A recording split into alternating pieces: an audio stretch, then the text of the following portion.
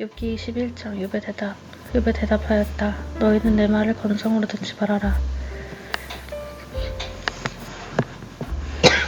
너희는 내 말을 건성으로 듣지 말아라. 너희가 나를 위로할 생각이면 내가 하는 말에 귀를 기울여라. 그것이 내게는 유일한 위로이다. 내게도 말할 기회를 좀 주어라. 조롱하려면 내 말이 다 끝난 다음에나 해라. 내가 겨우 썩어쓸 육신을 두고 논쟁이나 하겠느냐. 내가 이렇게 초조해 하는 데는 그럴 이유가 있다. 내 광경을 좀 보아라. 놀라지 않을 수가 없을 것이다. 기가 막혀 손으로 입을 막고 말 것이다. 내게 일어난 일은 기억에 떠올리기만 해도 떨리고 몸에 소름이 끼친다. 어찌하여 악한 자들이 잘 사느냐. 어찌하여 그들이 늙도록 오래 살면서 번영을 누리느냐.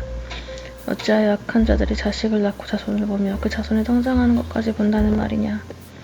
그들의 가정엔 아무런 재난도 없고 늘 평화가 깃들며 하나님마저도 채찍으로 치시지 않는다. 그들의 수소는 틀림없이 새끼를 베게 하며 암소는 새끼를 벨 때마다 잘도 낳는다.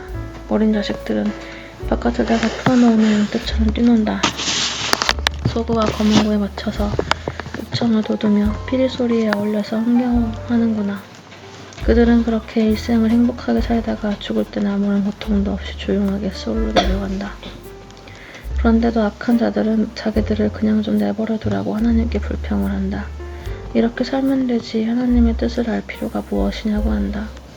전능하신 분이 누구이기에 그를 섬기며 그에게 기도한다고 해서 무슨 도움이 되겠느냐고 한다. 그들은 자기들의 성공이 자기들의 힘으로 이룬 것이라고 주장하지만 나는 그들의 생각을 용납할 수 없다.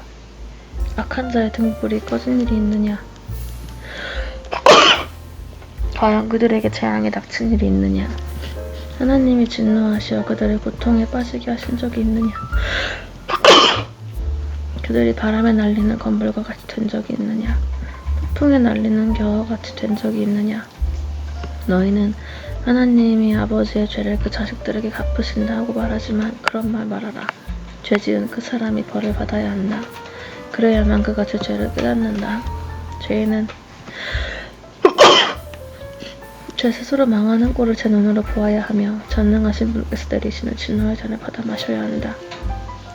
무너진 삶을 다 살고 죽을 때가 된 사람이라면 제 집에 관해서 무슨 관심이 더 있겠느냐. 하나님은 높은 곳에 있는 자들까지 심판하는 분이신데 그에게 사람이 감히 지식을 가르칠 수 있겠느냐. 어떤 사람은 죽을 때까지도 기력이 정정하다. 죽을 때도 행복하게 편안하게 죽는다. 평소에 그의 몸은 어느 한 곳도 영양이 부족하지 않으며 뼈마디마다 생기가 넘친다. 그러나 어떤 사람은 행복하고는 거리가 멀다. 고통스럽게 살다 고통스럽게 죽는다. 그러나 그들 두 사람은 다 함께 티끌 속에 눕고 말며 하나같이 구더기로 덮이는 신세가 된다. 너희의 생각을 내가 다 잘 알고 있다. 너희의 속셈은 나를 해하려는 것이다. 너희의 말이 새도 부리던 자의 집이 어디 있으며 악한 자가 살던 집이 어디에 있느냐 한다. 너희는 세상을 많이 돌아다닌 견문 넓은 사람들과 말을 해본 일이 없느냐. 너희는 그 여행자들이 하는 말을 알지 못하느냐. 그들이 하는 말을 들어보아라. 하나님이 진노하셔서 재앙을 내리셔도 항상 살아남은 사람은 악한 자라고 한다. 그 악한 자를 꾸짖는 사람도 없고 그가 저지른 대로 징벌하는 이도 없다고 한다. 그가 죽어 무덤으로 갈 때는 그 화려하게 가꾼 무덤으로 갈 때는 수도 없는 조객들이 장례 행렬을 따르고 그 골짜기 흙마저 그의 시신을 부드럽게 덮어준다고 한다.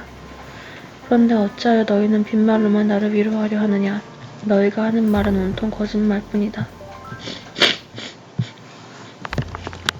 욥기 22장. 엘리바스의 세 번째 발언. 대만 사람 엘리바스가 대답하였다. 사람이 하나님께 무슨 유익을 끼쳐드릴 수 있느냐? 아무리 슬기로운 사람이라고 해도 그분께 아무런 유익을 끼쳐드릴 수 없다.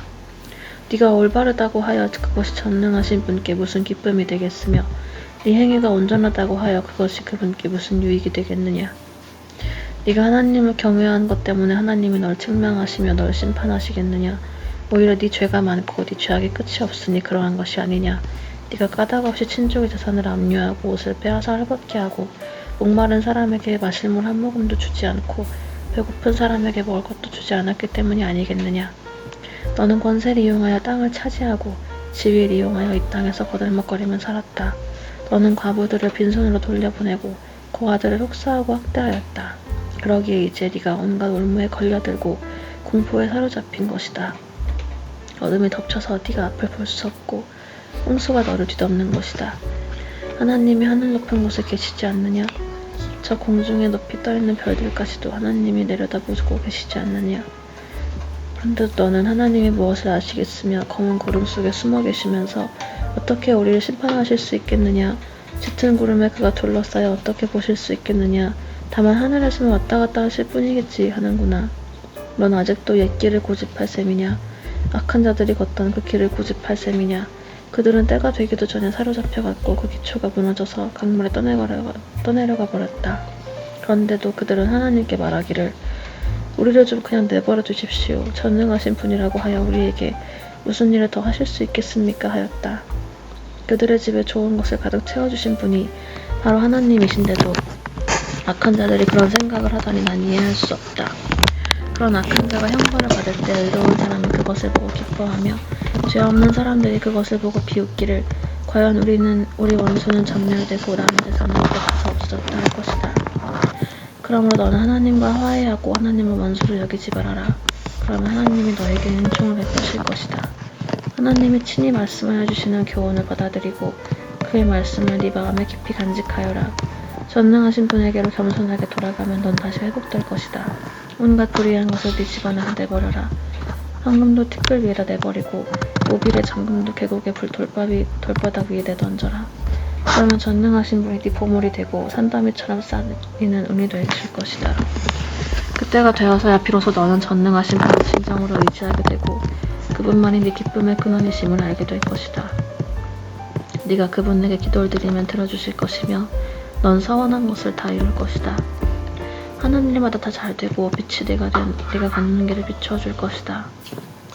사람들이 쓰러지거든 너는 그것이 교만 때문이라고 일러주어라. 하나님은 겸손한 사람을 구원하신다. 그분은 죄 없는 사람을 구원하신다. 너도 깨끗하게 되면 그분께서 구해주실 것이다.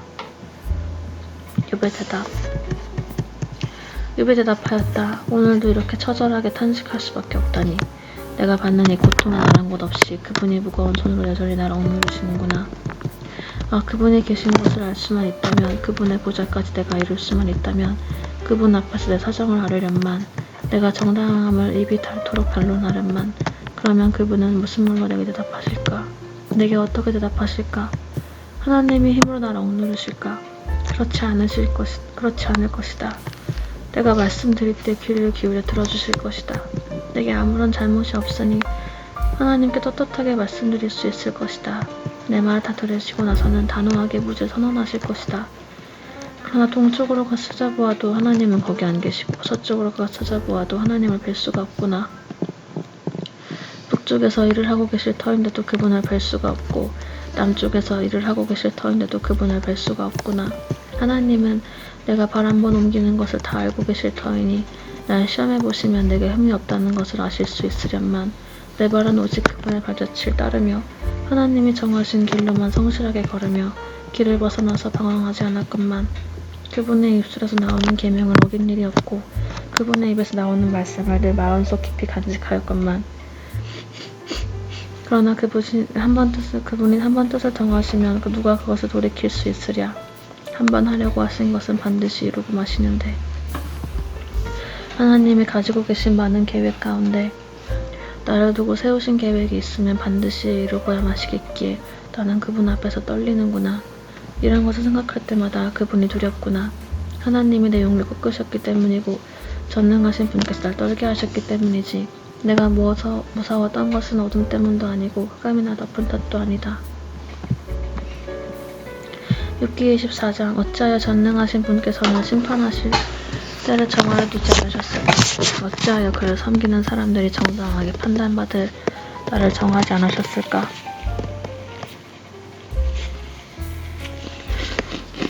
경계선까지 옮기고 남의 가축을 빼앗아 제 우리에 집어넣는 사람도 있고 고아의 나귀를 강제로 끌어가는 사람이 있는가 하면 과부가 빚을 갚을 때까지 과부의 소를 끌고 가는 사람도 있구나. 사람들이 권리를 빼앗기는가 하면 가난한 사람들이 권리를 빼앗기는가 하면 흙에 묻혀 사는 가련한 사람들이 학대를 견디다 못해 도망가서 숨기도 한다. 가난한 사람들은 둘나귀처럼 메마른 곳으로 가서 일거리를 찾고 먹거리를 얻으려고 하지만 어린 아이들에게 먹을 것을 찾을 곳은 빈들 뿐이다. 가을 거지가 끝난 나무밭에서 이삭이나 줍고 악한 자의 포도밭에서 남은 것이나 긁어모은다. 잠자리에서도 덮을 것이 없으며 추위를 막아줄 이불 조각 하나도 없다.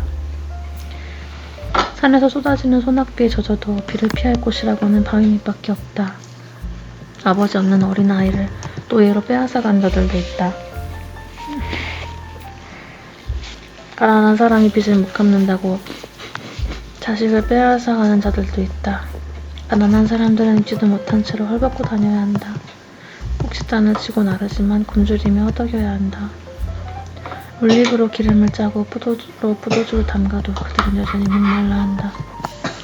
성읍 안에서 상처받은 사람들과 죽어가는 사람들이 소리를 질러도 하나님은 그들의 간구를 못 들은 채 하신다.